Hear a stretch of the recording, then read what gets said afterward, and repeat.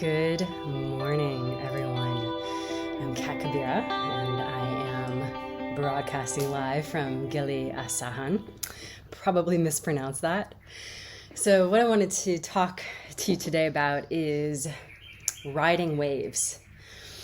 I don't know about you, but I've noticed in myself this past year, but especially over the past few months, there has been an intensity of emotions that have been running through me. And, I have dedicated at least 20 years of just really being able to know and how to ride and tolerate, the different kinds of sensations that run through us.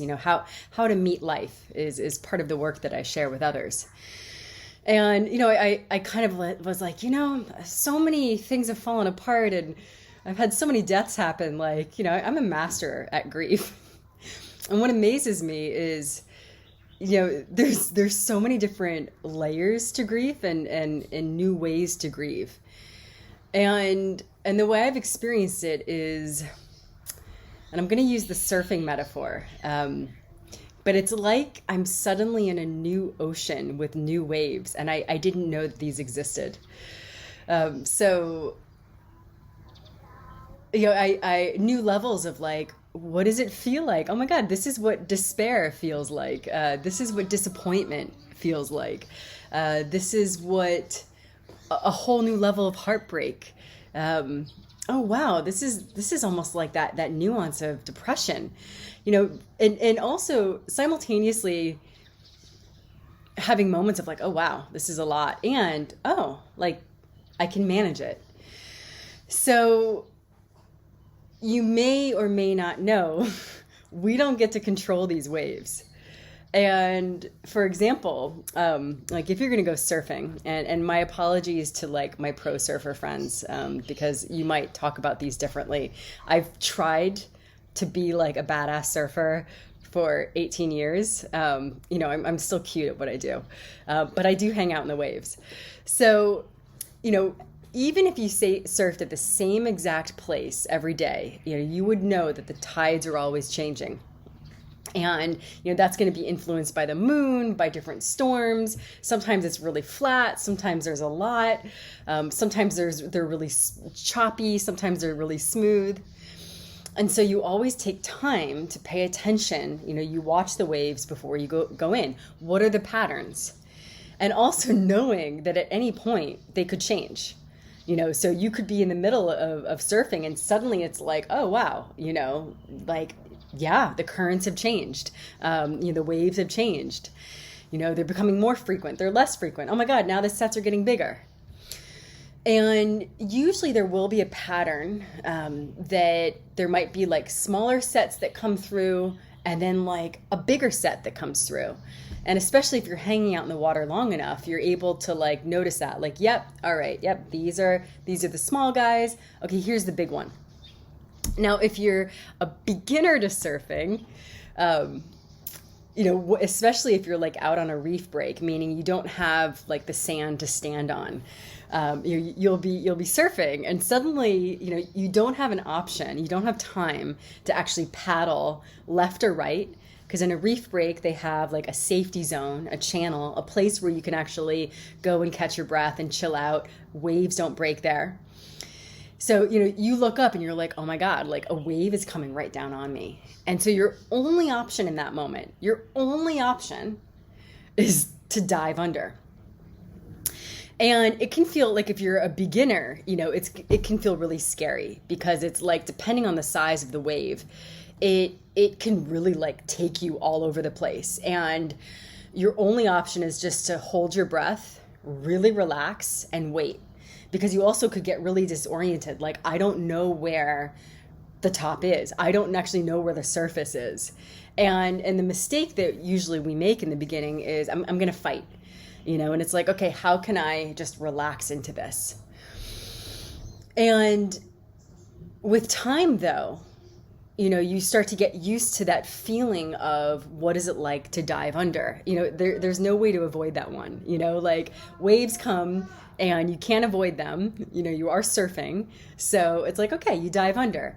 And certain ones, it just becomes normalized. Like, oh, I can actually handle this feeling. Like now I know this feeling of what it's like to go under waves. Some waves, they might look big, but they're actually not so big. It's like you dive under, you go low enough and it's like, oh, it's nothing. It's smooth. It's just like, whoop, choom, super easy. But I'm talking about like the big ones, where it can feel intense. I, especially in the beginning, like I definitely would freak out and, especially if you keep coming up and it's like, wow, it's one after the other, like 6 waves at once, like, one after the other coming down. And how do you work with your breath? How do you work with your focus? So to me, that's such a perfect metaphor of how do we ride our emotional waves, because we don't really get to be like, you know what? I'm going to just schedule in this emotional wave, especially when we're talking about grief or other ones, right? Like some of us have such strong, deep, old undercurrents that are actually just waiting for us to be stable enough so that they can come through and be met. Or it's just like, we're in a new territory. We're having certain waves through us. How do we ride them?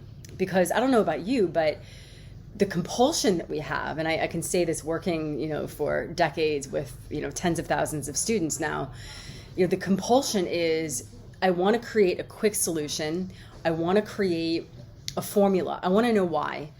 And my first reaction I'll go into my head, I'll analyze it. Either that or I'll try to suppress it.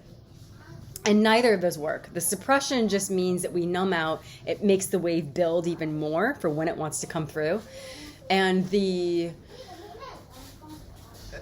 get to hear lots of village sounds, by the way.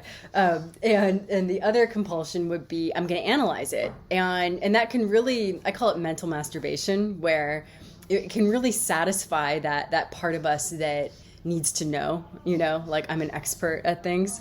But it's only the mental field. It actually isn't going into our emotional field, our energetic field, like the undercurrents. And I would say like the back end that's actually influencing us.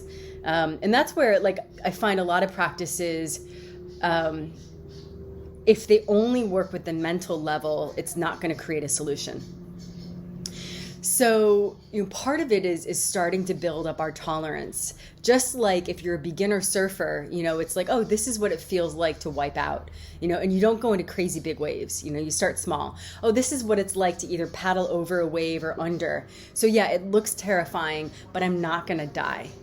And you also start to get to know, like, what are my own thought patterns? Not everyone believes they're going to die when they go surfing. But, if you've got someone who's highly sensitive, usually, small things feel big. If you've had a lot of trauma, you might be a catastrophic thinker. So, your mind, without realizing it, will create big dramas and traumas everywhere you go. So it's helpful to know how your wiring is so that you know how you're approaching the waves. And you can kind of see, like, I'm talking about all this with a sense of humor. If we actually flash like a camera on me in other moments, I might not, that sense of humor might not be showing up. Like, I might be like, oh, fuck, I'm freaking out, like, yeah, I am convinced. I know I'm not going to die, but there's a part of me that's convinced I'm going to die. How do we meet ourselves in that moment? And, the biggest challenge too, for those of us who have worked so hard to not feel, because the fear can be, will I get stuck here? If I finally admit what's here, am I going to be stuck here forever? Or it's that fear of failure. If I really admit that I'm having these feelings, does that mean that I failed? Because of course, and you're going to hear, I tend to go on these little tangents about like the dangers of social media. But, for our psyche, to feel like we're supposed to be happy all the time is bullshit, right? Like we are tender individuals unless you're a psychopath, right? Like we feel a lot, and we didn't come here just to like take the happy drug. We came here to like let the entire universe move through our body. So how do we do that? So you do build up tolerance over time. You don't just try to like dive in all at once. But when you recognize it, it's helpful for your mind to know there is a map, even though it might feel overwhelming. It's just a wave that is moving through. So we might like magnetize the wave when we're in it and just be like, oh my God, I'm going to be stuck here, or stuck under. But it's like, okay, no, but it's actually, it's a wave that moves. So when you can start to sense your own sensations in your body, it actually is fascinating. Like for 15 seconds, they do actually start to move and change. I'm convinced that they're stuck a certain way, but the nature of reality is actually always change. It's always moving. That's why I always love, to me, art like color and sound. That those are the better expressions of energy, because it just shows us the wave, and it also takes the personalization out of it. And part of it is how do we relax into it? Now, when I say relax into this wave, or like, let's say you're caught in your set, you're surfing, you're having fun, all of a sudden you wipe out, you look up, there's a big wave coming down, you can't just go paddle into the channel. You're like, okay, you can't go over it. Your only choice is to go under. This to me is the metaphor of like, how do we ride that wave when they're moving through us? So it's like you go under, and you're actually going to get up. You're not going to die. You just have to relax and surrender and let the feeling move through you. Let the feeling move through you. I remember reading some report that I can't even remember the author to, so it may not be a helpful statistics, but they said it takes like 4 minutes for anger to move through the system. And I always chuckle when I think about that, because I don't know about you, but I've spent craftily, intricately created ways to not feel things that have maybe taken like 20 years, and it's like, oh man, like I did that 20-year buildup for 4 minutes. It's the same thing like when we procrastinate certain work things, like it's like hanging over our head for weeks or even months. And it's like, shit, I should have just sat down at the computer and it took 20 minutes, 30 minutes. We're so funny, we're such funny humans. So sense of humor really has to be your friend, right? Like we have to be able to laugh at ourselves, especially these days. So if you can consider that it's okay, and in some ways it means that you already are skillful at meeting yourself. If you're finding new waves coming through, and all it is like, okay, I'm just going to sit with this and let it move through. You're not going to die. You're not going to be stuck in it. The nature of a wave is movement. And just like in surfing, there are certain days where it's like, it's a lot easier for you. Like you actually want those big waves. To me, like when I think about falling in love, the older we get, the more, I wouldn't say anxious or nervous or less willing, but I think our methodology of dating and attraction when we're 16, for a variety of reasons, is very different when we're 30, 40, 50, 60, right? I mean, for a variety of reasons. And we're not meant to be functioning, thank God, as 16-year-olds for the rest of our lives. Though I think that again, we need to know this in social media, that as women, we are not meant to look like 16-year-olds for the rest of our lives. So when we encounter these bigger waves, sometimes we do want it. We're in a certain vitality. We really want it. Like we're putting ourselves out there. Other times it's like, that feels like too much. That's a little terrifying. So we're intelligent. We don't push ourselves sometimes. I know that a lot of times we think we should always push ourselves, but it is okay and it's necessary at times to go sit in the channel, where you get to watch other people surf, where you get to catch your breath, where you get to just enjoy like the calmness of the water, and just like, oh, I'm in salt water. Maybe you'll see a little turtle, maybe you'll go see a rainbow, maybe you'll meet a friend, like that's necessary too.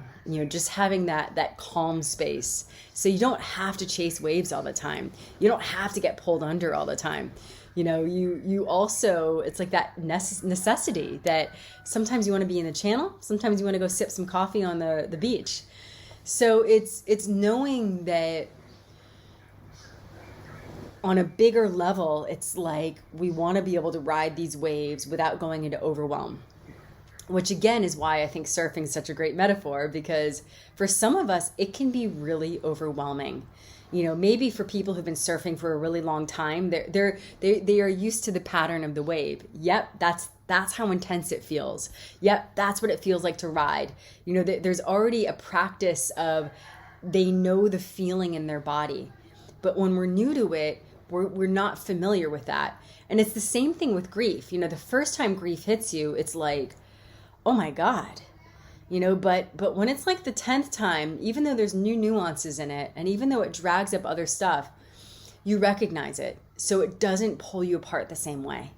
You know, heartbreak, you know, like falling in love. I mean, every single emotion is a wave. And we start to recognize it, not so we control and manipulate, but it's like, I know this feeling. It's not going to kill me. I'm just going to hang out and I'll let myself ride. So I don't know if any of this was helpful, but I felt inspired to share. And I hope that wherever you are in this world, I'm just sending you lots and lots of love. Have a great day.